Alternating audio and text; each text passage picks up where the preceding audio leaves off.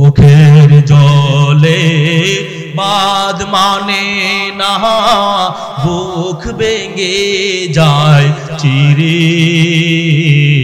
মা জননী আসবে কি আর আমার বুকে ফিরে।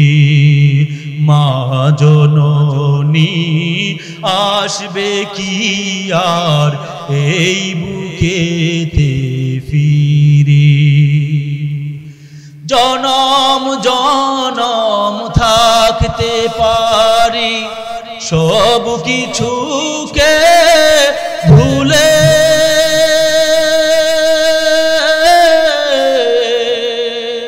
মায়ের বিয়োগ ব্যথায় আমি মরছি তিলে তিলে। ওই সোনা মুখ না দেখিলে কেমনে রব ঘরে। মা জননী আসবে কি আর এই বুকেতে ফিরে। বিছানাতে থাকতো ছুঁয়ে রাত হতো গভীর,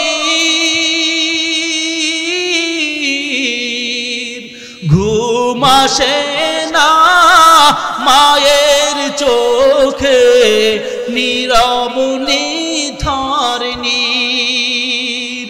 বিছানাতে থাকতো শুয়ে রাত হতো গভীর, কি যাতনা মায়ে জানে অন্যে জানে না। চোখের জলে বাদ মানে না, বুক ভেঙে যায় চিরে। মা জননী আসবে কি আর আমার বুকে ফিরে। আল্লাহু আকবার কোন। জগৎ বিখ্যাত একজন বুজুর্গের নাম হলো বাইজিদ বুস্তামি রহমাতুল্লাহি আলাইহি। কিভাবে এত বড় বুজুর্গ হইলেন, কিভাবে এত বড় বুজুর্গ হইলেন, এত বড় আল্লাহর ওলি কিভাবে হলেন? মায়ের দোয়ার কারণে এত বড় ওলি হয়েছে। মা সন্তানের জন্য দোয়া করেছে, আয় আল্লাহ তুমি আমার সন্তানকে তোমার বন্ধু বানায় নাও। সুবহানাল্লাহ জোরে কোন। হয় না আরো জোরে কোন সুবহানাল্লাহ। আল্লাহ রাব্বুল আলামিনের কাছে মা দোয়া করেছে, মালিক আয় আল্লাহ তুমি আমার সন্তানকে তোমার বন্ধু বানায় নাও, তুমি আমার সন্তানকে তোমার বন্ধু বানায়া নাও, তোমার ওলি বানায়া নাও। মায়ের দোয়ার কারণে বাইজিদ বুস্তামি রহমাতুল্লাহি আলাইহি জগৎ বিখ্যাত বুজুর্গ হইলেন, জগৎ বিখ্যাত আল্লাহর ওলি হইলেন। মা একদিন অসুস্থ অবস্থায় বিছানার মধ্যে ঘুমায়া গেল। মধ্য রজনীতে ওইটা মা বলতেছে, রে বাইজিদ আমারে এক গ্লাস পানি দাও, আমি একটু পানি খাইতে চাই, পানি খাইতে চাই। মায়ের পানির পিপাসা লেগেছিল। মাকে পানি খাওয়ানোর জন্য সন্তান ঘরের মধ্যে যাইয়া দেখে পানি নাই। পাশের কুয়া থেকে পানি আনতে গেলেন, সেখান থেকে পানি আইনা দেখে সন্তান পানি আইনা দেখে মা ঘুমায়া গেছে, মা ঘুমায়া গেছে। বাইজিদ বুস্তামি রহমাতুল্লাহি আলাইহি সে পানির গ্লাস হাতে নিয়া সারা রাত্র দাঁড়ায় আছে। 10-12 বছরের একজন যুবক মায়ের পাশে পানির গ্লাসে হাতে নিয়ে দাঁড়ায় আছে।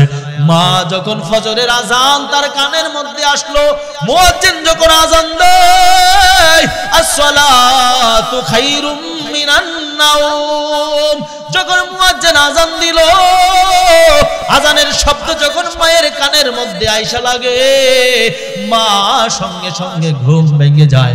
ঘুম ভাঙার পরে মা দেখতেছে ছোট্ট মাসুম সন্তান বাইজিদ এখনো মায়ের বিছানার পাশে দাঁড়ায়া রয়েছে, মায়ের বালিশের পাশে দাঁড়ায়া রয়েছে। মা ডাক দিয়া কয়, সন্তান তুমি ঘুমাও নাই নাকি, এখানে দাঁড়ায় আছো কেন? মা ডাক দিয়া কয়, সন্তান তুমি ঘুমাও নাই নাকি? সন্তান ডাক দিয়া কয়, আম্মা জান আপনি পানি চাইছিলেন, পানি চাইয়া আবার ঘুমায়া গেছেন, পানি আনতে আনতে আপনি ঘুমায়া গেছেন। মধ্য রজনীতে যদি আবার আপনি পানি চান আর যদি আমারে না পান, মাগো আপনার বড় কষ্ট হবে। এই জন্য আমি আপনার পাশে দাঁড়ায়া রইছি, এই জন্য আমি আর ঘুমাই নাই। যখন সন্তান এমন ভাবে বলছে, মা বড় খুশি হয়ে গেছে। মা খুশি হইয়া আল্লাহকে ডাক দিয়ে কয়, রে মালিক, যে সন্তান আমার জন্য সারা রাত্র পানি নিয়ে দাঁড়ায় রইছে, ওই সন্তানের উপরে তুমি রাজি আর খুশি হয়ে যাও। সুবহানাল্লাহ জোরে কোন। তুমি ওই সন্তানের উপরে রাজি আর খুশি হয়ে যাও। আমার সন্তানকে তুমি জগতে বিখ্যাত ওলি বানায়া দাও, আমার সন্তানকে তুমি ওলি বানায়া দাও, আমার সন্তানকে তুমি তোমার বন্ধু বানায়া নাও। এই জন্য ওই জমানায় আরেকজন ছিল, তার নাম হলো হারুন। ওই হারুন মায়ের বদদুয়া নিয়া এমন ভাবে ধ্বংস হয়ে গেছে, মায়ের বদদুয়ার কারণে তার লাইফটাই এলোমেলো হয়ে গেছে। ওই জমানায়ও ছিল হারুন। ওই বাইজিদ বুস্তামি রহমাতুল্লাহি আলাইহির জমানায় আরেকজন ছিল হারুন। ওই হারুন মায়ের বদদুয়ার কারণে ধ্বংস হয়ে গেছে। মাও এরকম ছিল, বিধবা ছিল, সন্তানের জন্য মা আর বিবাহ শাদী বসছে না, কিন্তু সন্তানটারে আস্তে আস্তে করে বড় বানায়। সন্তানও মায়ের জন্য বড় পাগল, মাও সন্তানের জন্য বড় পাগল, দুজনের জন্য বড় পাগল। মা যখন এক পর্যায়ে এরকম ভাবে বৃদ্ধ বয়সে উপনীত হয়ে যায়, মা সন্তানকে ডাক দিয়া কয়, রে সন্তান তুমি একটা বিবাহ শাদী করো, আমি তোমার বিবি দেখা যাইতে মরতে চাই, আমি তোমার বউ দেখা মরতে চাই, আমি তোমার ছেলে সন্তান দেখা মরতে চাই। সন্তান ডাক দিয়া কয়, আম্মা জান আমি কোনো বিবাহ শাদী করব না, আমি আপনারে খেদমত করে করে আমি আমার জীবন শেষ করতে চাই। মা ডাক দিয়া কয়, রে সন্তান একটা বিবাহ শাদী করো, একটা বিবাহ শাদী করো, একটা বিবাহ শাদী যদি না করো তাইলে গ্রামের মানুষ তোমারে মূল্যায়ন করবে না, তোমার যদি সন্তান আদি না থাকে তাহলে আমার বংশ একেবারে আলো নিভে যাবে। এই জন্য মায়ের কথা অনুযায়ী হারুন একটা বিবাহ করলো। বিবাহ করার পরে হারুনের স্ত্রীটা এত খারাপ করলো, যার কারণে মায়ের সঙ্গে আর কোনো বনাবনি হয় না, মায়ের সঙ্গে কোনো বনাবনি হয় না। যার কারণে হারুন যখন বাহিরে কাজ করতে চলে যায়, মা যখন বাড়ি থেকে, মা আর বিবি যখন বাড়িতে থাকে, সন্তান যখন কর্ম থেকে বাড়িতে আসে, মায়ের বিরুদ্ধে বিবি যাইয়া এমন ভাবে কান পরা দেয়। বর্তমান সমাজে এমন বিবি আছে না নাই? আজকে আমাদের এই মাহফিলে দেখলাম অনেক মারা আছে, অনেক মহিলারা প্যান্ডেলের মধ্যে আসছে। এই জন্য মাদের উদ্দেশ্যে ওয়াস্তা করতেছি, ও মা ভালো করে শোনো, একদিন তুমিও শাশুড়ি হইবা। যেমন আজকে তুমি আরেক ঘরের পুত্রবধূ হয়েছ, আরেকদিন তুমি এই ঘরের কিন্তু শাশুড়ি হইবা। আজকে তুমি যেমন আচরণ তোমার শাশুড়ির সঙ্গে করবা, তোমার শ্বশুরের সঙ্গে করবা, তুমি যেই দিন শাশুড়ি হইবা সেই দিন তোমার পুত্রবধূও কিন্তু এমন হবে। কথা কোন ঠিক কিনা? এই জন্য হারুন যখন বাড়িতে আসে, হারুন যখন বাড়িতে আসে তার বিবি তারে যাইয়া কান পরা দেয়, বারবার শুধু বলে, স্বামী আমার তোমার আম্মা এমন করেছে সেমন করেছে, তার সঙ্গে চলা যায় না, তার সঙ্গে থাকা যায় না, বাজে মন্তব্য করে তোমার নিয়া কটু বাক্যে কথা বলে। একদিন, দুই দিন, তিন দিন এমন ভাবে যখন বারবার স্ত্রী তার মায়ের বিরুদ্ধে বলতে থাকে, একদিন তার কানটা যখন বাড়ি হয়ে যায়, হারুন তার মাকে এরকম ভাবে খাত করে ধরে ফেলে। মারে ডাক দিয়া কয়, আম্মা জান তোমারে বলতেছি, আর যদি তুমি আমার বিরুদ্ধে কথা কও তাইলে কিন্তু তোমারে আমার বাড়ি থেকে তাড়াইয়া দেব, তোমারে কিন্তু আমাদের বাড়ি থেকে তাড়াইয়া দেব। এরকম ওয়ার্ডিংটা যখন দিল, তারপরে যখন আবার পুত্রবধূ আবার শাশুড়ির বিরুদ্ধে হারুনের কাছে বারবার যখন আবারও এরকম ভাবে বলে, হারুন আবার মাকে ডাক দিয়া কয়, আম্মা জান তোমাকে না বারবার নিষেধ করলাম, তারপরেও তুমি কেন আমার বউর সঙ্গে মিলো না? তুমি কেন আমার বিবির সঙ্গে মিলতে পারো না? তার সঙ্গে মিলেমিশে কেন থাকতে পারো না? তাইলে তুমি আমার বাড়ি থেকে চলে যাও। এক কথা, দুই কথা যায়, সন্তান তার মার উপরে চড়াও হয়ে যায়, সন্তান তার মায়ের উপরে চড়াও হয়ে যায়।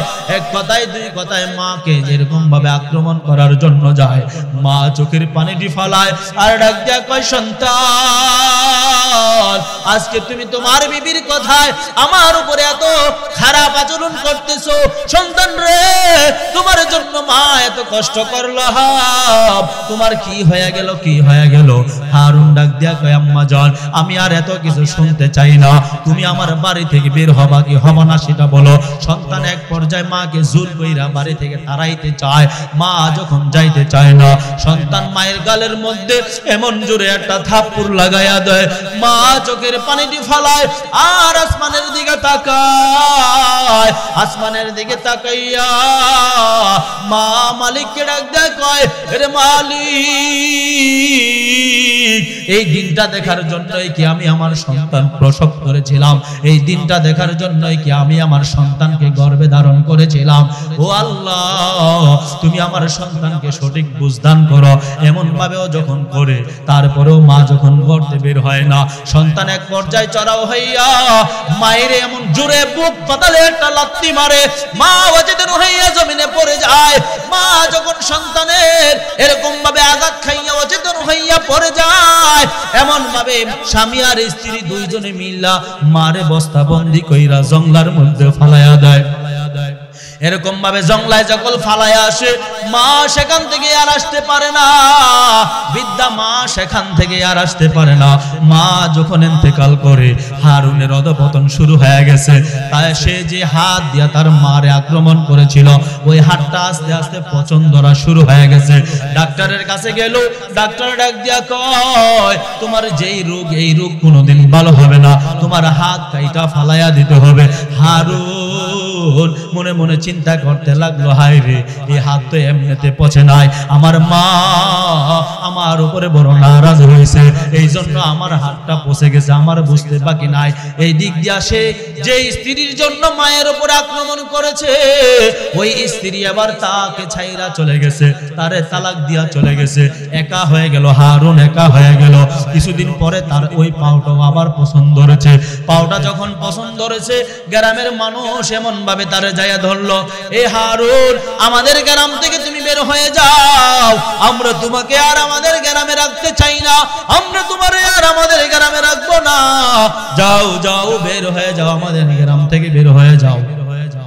হারুন এমন ভাবে ডাক দিয়া কয়, এ গ্রামের মানুষ শোনো, আমার আর বুঝতে বাকি নাই, আমারে তোমরা একটা শেষবারের মতো সুযোগ দাও, আমারে নিয়া তোমরা কাবা ঘরের সামনে নিয়া রাইখা আসো, ওইখানে যদি রাইখা আসো আমি আমার মালিকের কাছে তাওবা করে দেখি আমি মাপ পাইতে পারি কিনা। তার গ্রামের মানুষ তাকে নিয়ে সেখানে রেখে দিয়ে আসলো, কাবা শরীফের সামনে রেখে দিয়ে আসলো। হারুন বারবার হজ করে আর মালিককে ডাকে, মালিককে ডাকে আর ডাক দিয়া কইন, মালিক ভুল করেছিলাম, অপরাধ করেছিলাম, মাফ করে দাও, আমারে তুমি মাফ করে দাও, আমারে তুমি ক্ষমা করে দাও। আমার আল্লাহ তারে ক্ষমা করে নাই, কারণ তার উপরে তার মা বড় নারাজ ছিল। হযরত বাইজিদ বুস্তামি রহমাতুল্লাহি আলাইহি সেই বছর হজ করতে গেলেন। হজের পর, কারণ তিনি হলেন মুস্তাবাজুদ দাওয়া, তিনি তো এমন একজন ওলি ছিলেন, তিনি এমন আল্লাহর একজন বন্ধু ছিল, তার জবান দিয়া যা দোয়া করত আল্লাহ কবুল করতেন। সুবহানাল্লাহ জোরে কোন। আল্লাহ রাব্বুল আলামিন সেই দোয়া সঙ্গে সঙ্গে কবুল করত। বাইজিদ বুস্তামি রহমাতুল্লাহি আলাইহি মালিককে ডাক দিয়া করে, মালিক এবার আমি জানতে চাই আমার হজটা কবুল হয়েছে কিনা, আমার হজটা কবুল হয়েছে কিনা আমি একটু জানতে চাই। মালিকের কাছে ডাক দিয়া কয়, মালিক আমার হজ কবুল হয়েছে কিনা আমারে বলে দাও। আমার আল্লাহ ডাক দিয়া কয়, বাইজিদ হজ তোমার কবুল হয়েছে। বাইজিদ বুস্তামি জানতে চাই, আল্লাহ এইবার হজের মধ্যে আর কার কার হজ কবুল হয়েছে আমার একটু জানাইবানি। আল্লাহ রাব্বুল আলামিন বলে, বাইজিদ আমি তোমার সব দোয়া কবুল করি, এই দোয়াটাও আমি আল্লাহ কবুল করলাম, আমি জানাইয়া দিলাম এইবার যত মানুষ হজ করার জন্য বাইতুল্লাহ আসছে আমি আল্লাহ সকলের হজ কবুল করেছি, তবে একটা মানুষের হজ আমি আল্লাহ কবুল করি নাই, একটা মানুষের হজ আমি আল্লাহ কবুল করি নাই। বাইজির ডাক দিয়া কয় আল্লাহ ওই মানুষটাকে আমার একটু জানতে হবে। আল্লাহ রাব্বুল আলামিন কয় ওই মানুষটাকে যদি জানতে হয় তার নাম হলো হারুন। যাইয়া দেখো সাফা মারওয়া পাহাড়ের পাশে কান্না করতেছে, চোখের পানিগুলা ফালাইতেছে আর মাটির মধ্যে গড়াগড়ি করতেছে। যাও যাও তুমি তার সঙ্গে কথা কইলে কথা কইতে পারো। এরকম ভাবে সে বাইজিদ বুস্তামি রহমাতুল্লাহ আলাইহি হারুনের কাছে দৌড়ায় চলে গেল। যাইয়া দেখতেছে আমার মালিক কেমন ভাবে ডাকতেছে, ওরে মালিক তুমি আমারে মাফ করে দাও, তুমি আমারে মাফ করে দাও। আল্লাহ রাব্বুল আলামিন তার দোয়া কবুল করে না, আল্লাহ তাআলা তার দোয়া কবুল করে না। বাইজির এবার তার যখন দোয়া থেকে বিরত হলো, ডাক দিয়া কইতেছে রে হারুন কেন কান্না করতেছো? তোমার হজ আল্লাহ কবুল করে নাই কেন? তোমার হজ কেন কবুল হয় নাই? হারুন ডাক দিয়া কয় ভাই তোমারে আমি চিনি না, তবে তুমি আমার নাম কি করে জানলা? তুমি আমার সব কিছু কিভাবে জানলা? কয় আমি এমনিতেই জানি না, আমার মালিক আমারে জানায়া দিছে, আমার আল্লাহ আমারে জানায়া দিছে। সুবহানাল্লাহ জোরে কোন। চোখের জলে বাদ মানে না, বুক ভেঙে যায় চিরে, মা জননী আসবে কি আর আমার বুকে ফিরে, মা জননী আসবে কি আর এই বুকেতে ফিরে। জনম জনম থাকতে পারি সব কিছুকে ভুলে,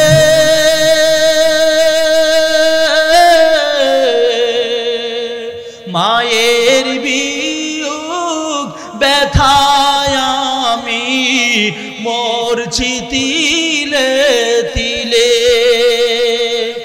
ওই সোনা মুখ না দেখিলে কেমনে রব ঘরে, মা জননী আসবে কি আর এই বুকেতে ফিরে। বিছানাতে থাকতো ছুঁয়ে রাত হতো গভীর,